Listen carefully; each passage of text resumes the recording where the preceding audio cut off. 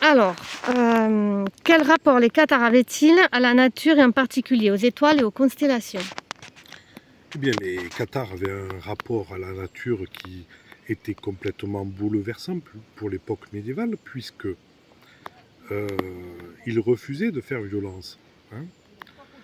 Et vous avez un témoignage quand même extraordinaire dans un rituel cathare, hein, qui vient à la suite du Consolamentum, où on explique que si un bonhomme, en marchant dans la nature, tombe sur un piège, parce qu'à l'époque on piégeait beaucoup pour avoir les lapins ou autres, hein, pour avoir de quoi un peu manger, il y avait obligation pour le bonhomme de libérer l'animal pris au piège, mais de mettre sa valeur monétaire à la place du piège, pour pas que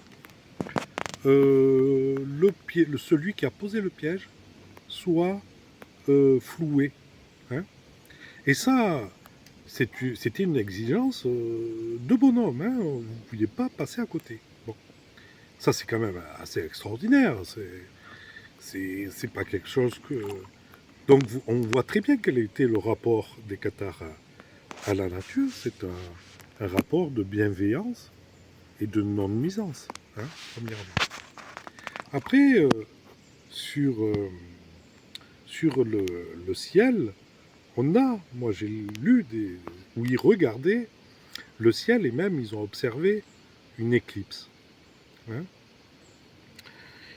Mais les cathares, quand ils observaient le ciel, et c'est très intéressant, c'est que les cathares disaient, mais regardez le monde où l'on est.